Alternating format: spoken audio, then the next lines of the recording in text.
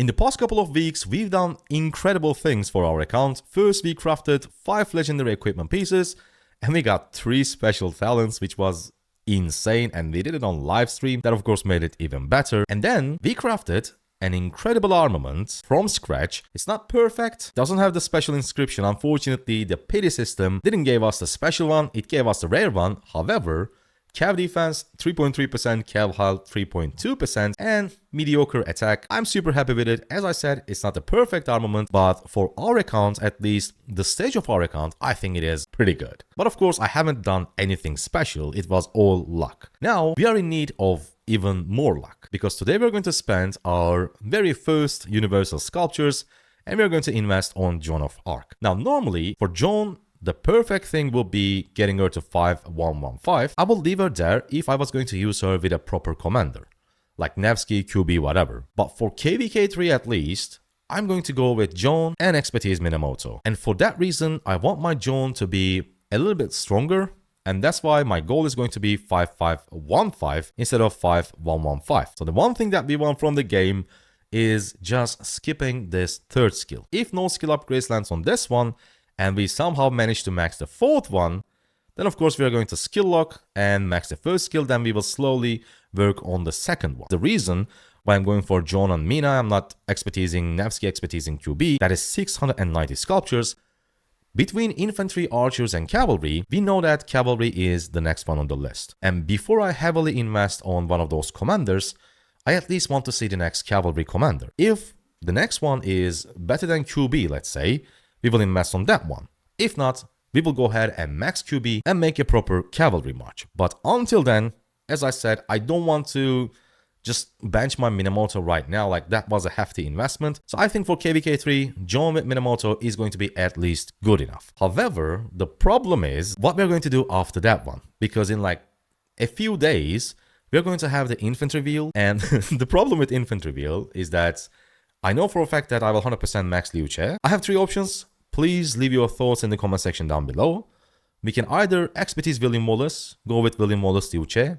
Both expertise, perfect. However, Wallace is just missing a few things like AoE, debuffs, whatever, you all know it. The next option is we can leave at 5551, or the cheapest one, we can just use our Liu Che with a 5511 Pyrrhus. He's not 5511 yet, but he's going to be soon. On paper, it looks decent, right? Like very low skill damage, however, it increases the normal damage of the secondary commander, and it's going to be Liu Che, which means it's going to increase the smite damage, which will be perfect. And the second skill gives health, march speed, and even more normal damage bonus. So I think 5511 Pyrrhus looks like very promising. I will probably try it, but I want to know what you guys think. If we should expertise William Wallace or leave him at 5551, or as I said, just simply use Liu Che with Pyrrhus until we see the next infantry commander, which is months away. But imagine we invest 690 sculptures on William Wallace, then they release a great smite damage commander with AoE and debuffs. That means all those sculptures will be wasted. I know for a fact that Liu Che will not be replaced, but William Wallace can actually be replaced, so it's pretty risky. That's why I wasn't able to decide yet. But of course, today's main commander is Joan of Arc. Let's see if we can max her 4th skill with no 3rd skill upgrades. The chances are super slim, but there is always a chance. I managed to do it on my previous account with 0 skill resets, and right now I do have 8. I don't know if it's going to be enough. I know it's quite risky, but if it happens, it will save us a lot of sculptures. I'm going to make myself a little bit smaller so you guys can also see the upgrade on this skill.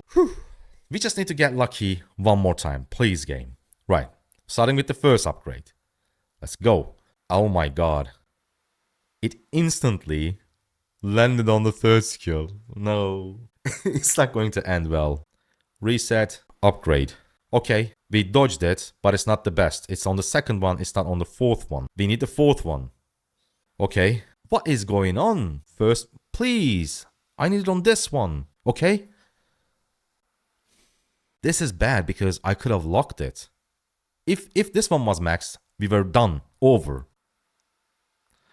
Okay, since we plan to get her to 5515, it's okay, we can spend more universals. Let's go. Oh my god, we are so close. Please. Please, please, please. Oh, I need it, I need it, I need it, please. If we do it as well, oh my god. I'm gonna close my eyes. I think I clicked on upgrade. We did it! Oh my god, we done it. Look at that. Fuck you, third skill. We got it. We got ourselves a 5-5-1-5 Joan of Arc. Before I mess this up, let me just simply lock this first skill. So we know for a fact that all our next skill upgrades will land on the Sacred Banner, which is obviously the first one. Now, am I going to spend more Universal Sculptures on Joan of Arc? No, not yet, because our fight hasn't started yet, and maybe next couple of days they might release a special event or, you know, something like a recharge and new extra recharge, because I know for a fact that people are going crazy with spending during this anniversary event. So maybe they do something crazy as well and release another event that will give us some amount of sculptures for commanders that we have summoned. If they do it, of course I will get some extra sculptures from that. If they don't, before our first fighting starts, which is going to be pretty soon, of course I will go ahead and max the first skill by spending some universal sculptures. Oh my god, I am extremely happy. That is crazy. And we still do have a lot of skill resets, which is amazing. If I want to, I need to do something similar for another commander in near future. Hope you guys liked it. Hope you guys enjoyed it.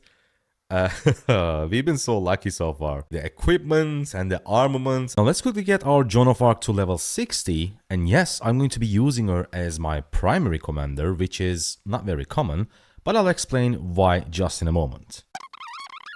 Okay, so our Joan of Arc is now level 60 so that we can spend basically all our talent points. First, the reason why we're going to use her as the primary, unless you are in like little skirmishes, Joan of Arc is going to be way better, at least way tankier, compared to a skill damage commander. Whether it's Nevsky, Minamoto, Hokubing is different because he always needs to be used as primary. But basically for Nevsky, Minamoto, whatever, I would honestly use Joan as primary. Let me distribute the talent points, then we will keep discussing. Right, so we got everything. The first thing we have is of course in the cavalry tree, so this is accessible for pretty much any cavalry primary. This commander's troop takes 12% less skill damage. Now, the main thing is on the support tree, we have loose formation, troops take 9% less skill damage of all types, but more importantly, emergency protection.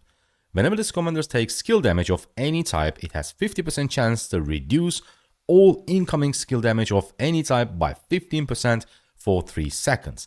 This is, I think, massive. Like this, with the combination of loose formation, makes your cavalry march a lot more tankier.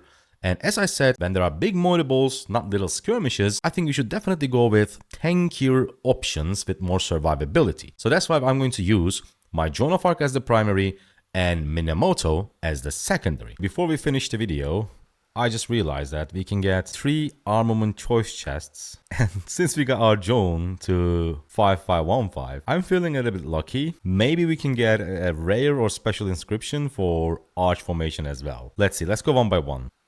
Oh, we got an inscription. Oh my god. I mean, it's actually really good, but I thought it was going to be a special or rare. We can work on this. We can definitely work on this. Let's keep it. Come on. Nope. That is pretty bad. Final one.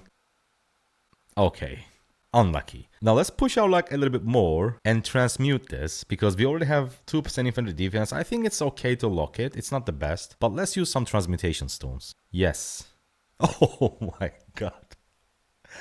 Like, these stats are really bad, but at least it is full infantry. I really don't want to push my luck and waste a bunch of transmutation stones. It's not a great armament, like it has a good inscription, like all infantry stats, but these stats are super low. But still, if you take a look at what we already have on for arch formation, we are going to use it on this one. I think it's way better and we should keep our transmutation stones for the pity system because we are super close. Next 15 legendary armaments we acquire for arch, we are guaranteed to receive an armament with a rare or special inscription.